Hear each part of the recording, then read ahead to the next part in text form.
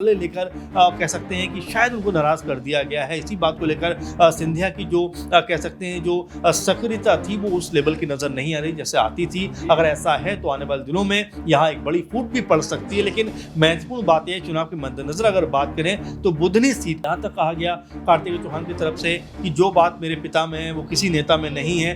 भले ही आप कुर्सी से हटा दोगे लेकिन दिल से कभी उनको हटा नहीं पाओगे। इस तरह की तमाम सारी बातें कह सकते हैं होती हुई नजर आई। तो कुल मिलाकर देखा जाए तो प्रभाव जो है वो शिवराज सिंह चौहान की कम से कम एक सीट तो कांग्रेस के पाले में आनी चाहिए, यानी विजयपुर तो कम से कम कांग्रेस पार्टी को मिलनी चाहिए क्योंकि कांग्रेस पार्टी यहाँ पर बारंबार।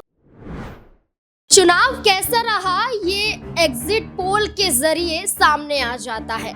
किस पार्टी का पलड़ा भारी नजर आ रहा है ये एग्जिट पोल के जरिए दिखाई दिया जाता है। इसके बाद जो नतीजे सामने आते हैं उससे तय किया जाता है कि आखिरकार अगर विधानसभा का चुनाव है तो राज्य में किसकी सरकार बन रही है, लोकसभा का चुनाव है तो देश के लिए प्रधानमंत्री कौन होगा, अगर उपचुनाव है तो कौन सी पार्टी जीतती हुई नजर आएगी जो विधानसभा चुनाव और लोकसभा चुनाव में बेहतर प्रदर्शन करती हुई नजर आ सकती है और जनता के दिलों पर राज कर सकती है।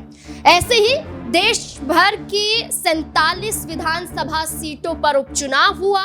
उपचुनाव तो समाप्त हो चुका है लेकिन अब सटीक एग्जिट पोल की बारी नजर आ रही है और एग्जिट पोल के जरिए जो आंकड़े सामने आ रहे हैं उपचुनाव में वो पार्टी कहीं ना कहीं अपने आप को और भी ज्यादा मजबूत करती हुई दिखाई दे सकती है। 47 विधानसभा सीटों पर उपचुनाव था। मध्य प्रदेश की 2 विधानसभा सीटों पर उपचुनाव था, विजयपुर और बुधनी विधानसभा सीट पर। दोनों ही विधानसभा सीटों पर जब चुनाव हुआ तो बड़ा हंगामा देखने को मिला। हंगामे के साथ चुनाव संपन्न तो हो चुका है लेकिन अब एग्जिट पोल के जरिए दावा किया जा रहा है कि आखिरकार किस पार्टी को यहाँ पर जनता पसंद करती हुई नजर आ रही है।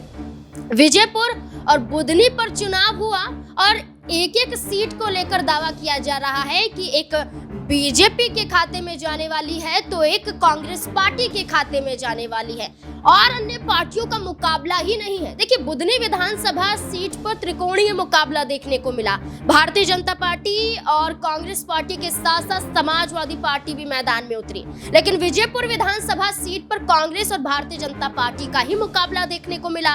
अब मध्य प्रदेश में हमारे सहयोगी पत्रकार जुड़े हुए थे, चुनाव से लेकर अब तक पल पल की अपडेट दे रहे थे। जनता के दिल में क्या है, जनता किसे पसंद कर रही है, तमाम जानकारियां हमारे पास पहुंचाई गई। अब एग्जिट पोल के जरिए जो दावा किया जा रहा है इससे सवाल बनते हैं कि नतीजों से पहले क्या एग्जिट पोल सटीक साबित होते हुए नजर आएंगे या फिर नहीं। तमाम सवाल हैं, सवालों के जवाब लेंगे। मेरे साथ मेरे वरिष्ठ सहयोगी जुड़ चुके हैं। सर आपका बहुत बहुत स्वागत है।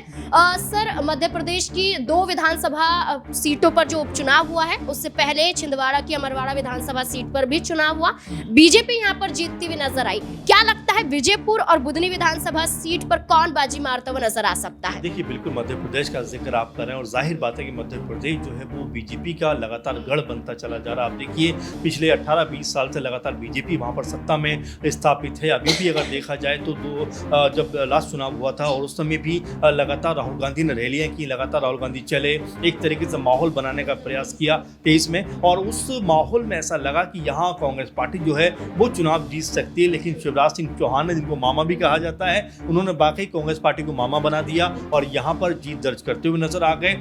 इसके बाद जो है जो बड़ा खेल होता हुआ दिखाई पड़ता है नाज़मीन, क्योंकि सब लोग यही मान के चल रहे थे कि भाई शिवराज सिंह चौहान मुख्यमंत्री बन जाएंगे और यहाँ पर एक बार फिर मध्य प्रदेश में बीजेपी ताकत के साथ में राज करती हुई नजर आएगी। लेकिन यहीं पे जो बड़ा फैसला निकल के सामने आता है कि भाई शिवराज सिंह चौहान नहीं बल्कि मोहन यादव जो है मुख्यमंत्री बनते हुए नजर आएंगे, उनको मुख्यमंत्री बनाया गया। खैर ये बात निकल गई। छिंदवाड़ा के जो सीट है अमरवाड़ा, वहाँ पर चुनाव होता है, वहाँ पर भी एक तरीके से यहाँ जिसको कहा जाता है कि ये कमलनाथ का गढ़ था और यहाँ पर जीत दर्ज करनी चाहिए थी, लेकिन वहाँ पर कांग्रेस पार्टी एक बार फिर हार जाती है। अब बुधनी और विजयपुर पे चुनाव है और दोनों सीटों को लेकर ये कयास लग रहे हैं कि कम से कम एक सीट तो कांग्रेस के पाले में आनी चाहिए, यानी विजयपुर तो कम से कम कांग्रेस पार्टी को मिलनी चाहिए क्योंकि कांग्रेस पार्टी यहाँ पर बारंबार जीत दर्ज करती रही है। लेकिन अगर हम बुधनी की बात करें तो ये शिवराज सिंह चौहान का गढ़ रहा है। शिवराज सिंह चौहान ने लगातार यहाँ पर चुनाव कह सकते हैं चुनावी जीतें हासिल की हैं, चाहे वो सांसदीय का चुनाव हो, चाहे वो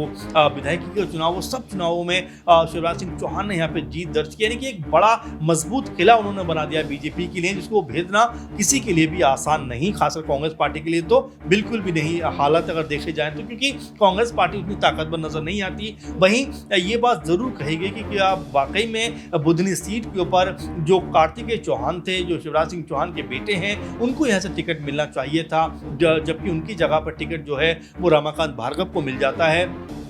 वो भी चुनाव लड़ते हुए नजर आते हैं। बाद में ये तक कहा जाता है कि जो कार्तिकेय चौहान है कि मुझे मिला या उन्हें मिला, बात एक है और मैं उनका समर्थन करता हुआ नजर आऊंगा। तो ये बिल्कुल ऐसा लगा जैसे कार्तिकेय चौहान ने नाराजगी जाहिर की है, लेकिन पार्टी लेवल पे कहीं ना कहीं वो उनके साथ खड़े हुए। और देखिए यही मेरे ख्याल में उनके पिता की भी सबसे बड़ी ताकत रही है कि विपरीत से विपरीत परिस्थिति में भी पार्टी का दामन उन्होंने छोड़ा नहीं है। कई बार आपने देखा उनके स्टेटमेंट निकल के आते थे कि जो लोग हैं मुझे अभी भी मामा कहते हैं, बेटियां बच्चियां मामा कहती हैं, और जब मैं सीएम आवाज छोड़ के जा रहा था तो तमाम लोग आकर रोने लग गए। बहुत सारे फुटेज भी उस समय आए थे।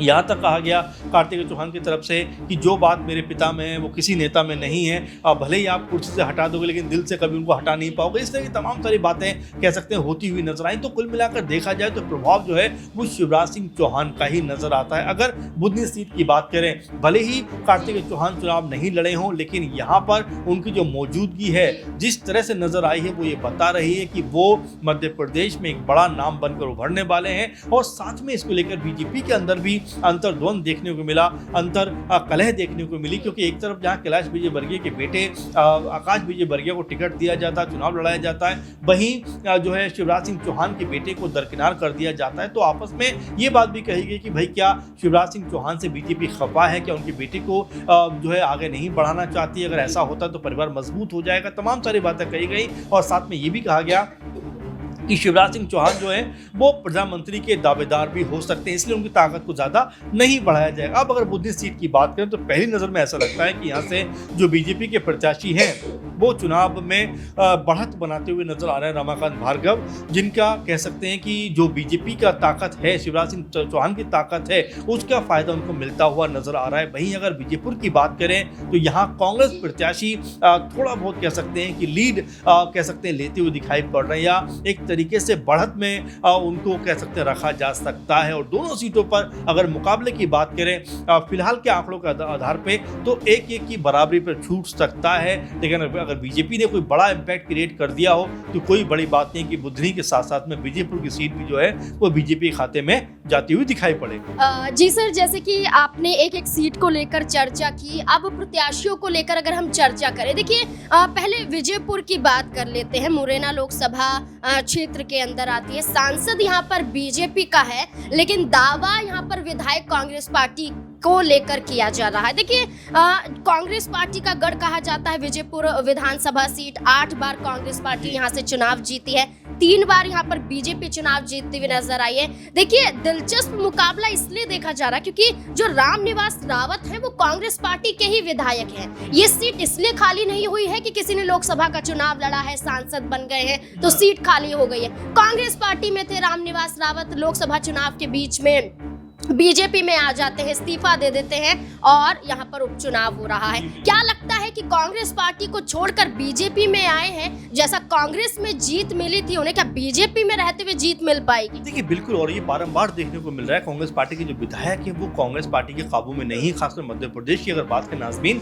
तो आपने देखा कि सिंधिया के जब समय पे जब कांग्रेस पार्टी 2 हिस्सों में बटी थी तब भी बहुत सारे विधायक जो थे वो सिंधिया के साथ चले गए थे। इसके अलावा भी हमने तमाम जगह पे तमाम राज्यों में ये देखा है कांग्रेस पार्टी के जो नेता है वो बड़ी आसानी से दूसरे पक्ष की तरफ चले जाते हैं, या फिर सत्ता पक्ष का मोह उनको इतना भाता है कि अपनी पार्टी छोड़कर उस तरफ पहुंच जाते हैं। तो यहाँ पर बड़ी बात यह है कि क्या जो बगावत करके बीजेपी खेमे में पहुंचे तो क्या उनको एक तरीके जनता सबक सिखाएगी, या एक बार फिर से उनकी जीत यहाँ पर होती हुई नजर आएगी। क्योंकि महत्वपूर्ण बात यह है कि देखिए इस समय मध्य प्रदेश में जो सरकार है वो बीजेपी की सरकार, और यहाँ पर अगर प्रत्याशी कोई जीतता है तो कहने की जनता ये सोचती है कि भाई हमारा जो विकास है वो सत्ताधारी पार्टी के जरिए हो सकता है। इसलिए कहीं ना कहीं एक मन बन जाता है, ना चाहते हुए भी कई बार ऐसा होता है कि लोग जो है वो सत्ता पक्ष लोगों को जिताते हुए नजर आते हैं। लेकिन अगर एक एंटी इनकम्बेंसी बनती है या नाराजगी बनती है या फिर लोग ये सोचते हैं कि भाई ये गद्दारी करके जो दूसरी पार्टी में शामिल हुए हैं और हमारे वोट को कहीं ना कहीं इन्होंने अपमान किया है, तो लोग उसके खिलाफ भी जा सकते हैं। लेकिन यहाँ पर जो स्थिति है वो दूसरी नजर आती है कि यहाँ पर कांग्रेस पार्टी जो है भले ही उन्होंने मेहनत की है, उन्होंने कह सकते हैं दाव ताकत आजमाई है, लेकिन वो दाव कहीं ना कहीं उनके ऊपर बहुत प्लस में नहीं जा रहा है, क्योंकि कांग्रेस पार्टी भी एकजुटता के साथ चुनाव नहीं लड़ती। कमलनाथ कहीं नजर नहीं आते हैं, जीतू पटवारी अकेला किला लड़ाते हुए दिखाई पड़ते हैं, दिग्विजय सिंह की भी उतनी सक्रियता नहीं रहती। तो ये कुल मिलाकर जो बहुत सारी चीजें वो ये नजर आती हैं कि मध्य प्रदेश में कांग्रेस पार्टी बेमन के साथ में चुनाव में उतरती है, इसीलिए नतीजे जो है वो उनके पक्ष में नजर नहीं आते। विजयपुर को लेकर ही अभी हम चर्चा करेंगे। देखिए, जब चुनाव हुआ था हंगामा देखने को मिला।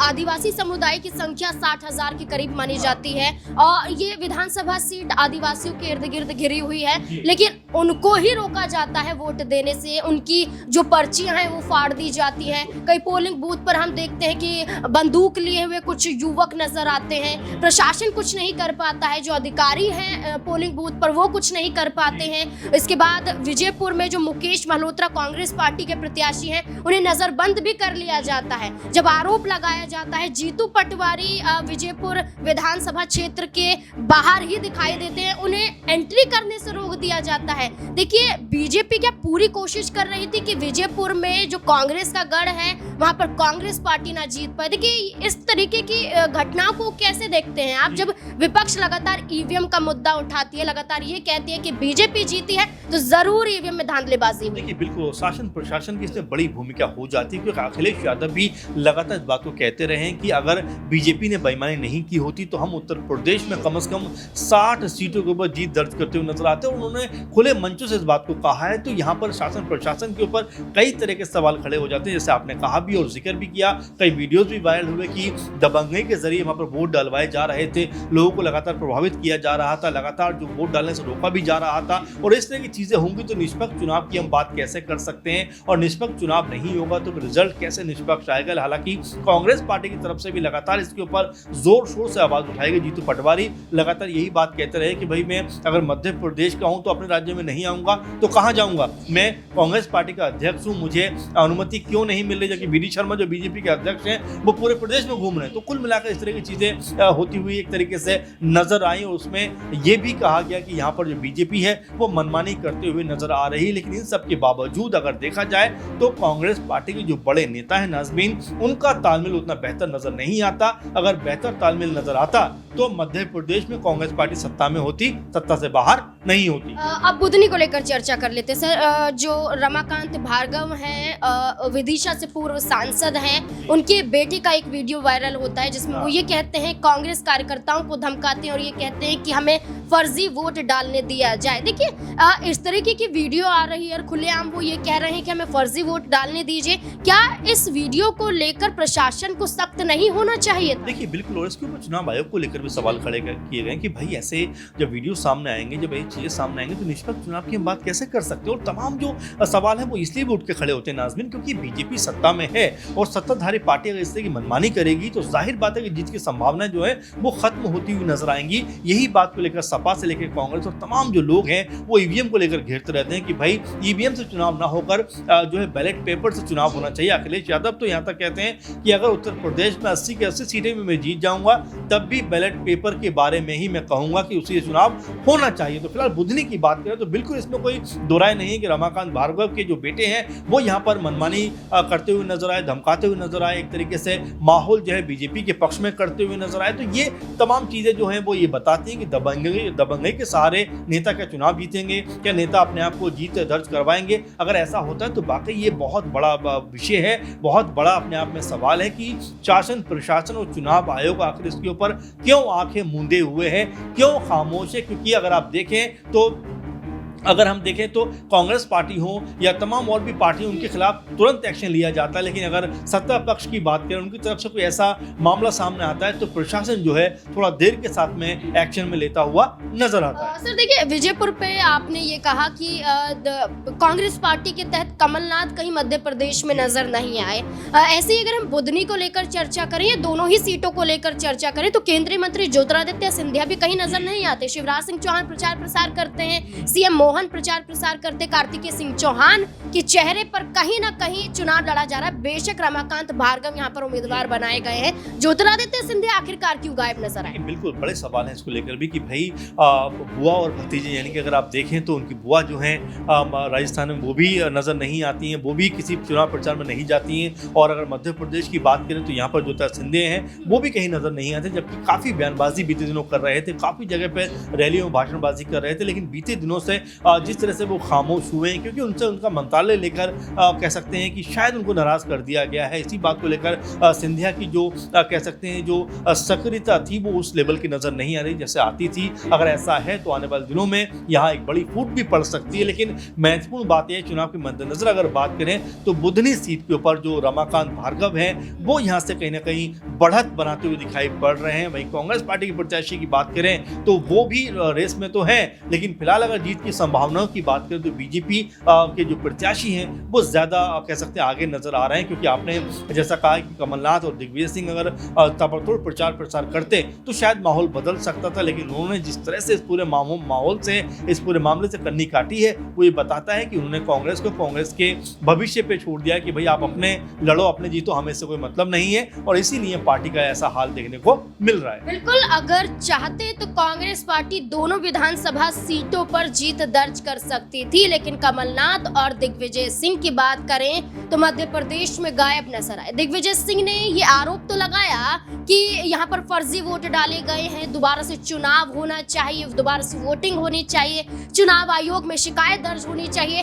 तमाम हंगामा पसरता हुआ दिखाई दिया, तमाम हंगामे के बीच में चुनाव संपन्न हो जाता है। अब एग्जिट पोल के जरिए विजयपुर विधानसभा सीट पर कांग्रेस पार्टी जीतती हुई दिखाई दे रही है, वहीं बुधनी विधानसभा सीट पर भारतीय जनता पार्टी जीतती हुई दिखाई दे रही है। लेकिन देखना होगा नतीजे किसके पक्ष में आते हैं। आपको क्या लगता है मध्य प्रदेश की दोनों विधानसभा सीट को लेकर? अपनी राय कमेंट सेक्शन में जरूर दें। देखते रहें नेक्स्ट 9 न्यूज़। धन्यवाद।